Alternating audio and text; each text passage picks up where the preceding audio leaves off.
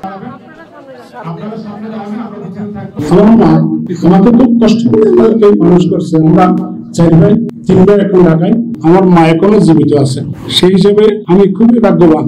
তো সম্পদের কথা বলছি, আমার মা আমার কাছে অমূল্য সম্পদ। মা আমার সাথে থাকে। মা যখন ঢাকায় আসে আমার বাসার থেকে আর যেতে চাই না, হয়তো আমি এখানে থাকবো। তখন অন্য ভাইরা আমার সাথে ঝগড়া করে, তোমার এখানে থাকবে, মা আমাদের কাছে যাবে না। তোরা মার কাছে জিজ্ঞেস কর কেন যাচ্ছে না। মাঝে মধ্যে টেলিভিশনে দেখি বৃদ্ধাশ্রমের কথা দেখে খুব মনটা খুব খারাপ লাগে। বৃদ্ধাশ্রমের মা বাবা যারা আছে তারা সবাই এলিট শ্রেণীর, মানে অশিক্ষিত লোকের মা কোনদিন বৃদ্ধাশ্রম মা বা বৃদ্ধাশ্রমের নাই কেন? এটা আমাদেরকে একটু খেয়াল রাখতে হবে।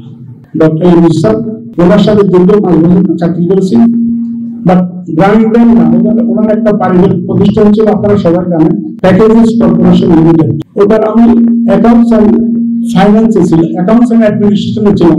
সেই সুবাদে ওনাদের ফ্যামিলির সাথে আমি 5 বছর কাটিয়েছি।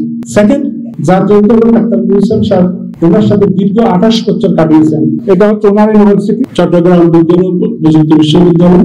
আমি ওখানে অ্যাকাউন্টস অফিসার হিসেবে ঢুকেছি। দীর্ঘ 18 বছর কর্মজীবন শেষে ডাইরেক্টর ফাইন্যান্স হয়ে ওখান থেকে আমি আজকে রত্নগর মা ছেলে মেয়েরা তো আসছে, তোমরা যখন বড় হবো মা এবং বাবা যেন কষ্ট না পায়।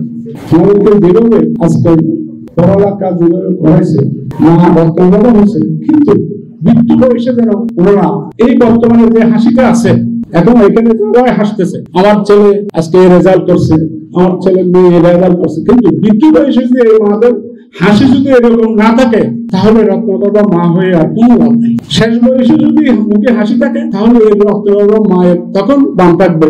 এই যে আপনার যদি বৃদ্ধাশ্রমের দিকে যদি ছেড়ে না দাও, যেভাবে হোক নিজের আয়ত্তে রাখবো। মা বাবাকে যতই কষ্ট হোক, আমি যা খাই ডাল ভাত যা আমার মা বাপ তাই খাবে, এই মেন্টালিটি রেখে মা বাবাকে বৃদ্ধ বয়সে নিজের কাছে রাখার জন্য বিনীতভাবে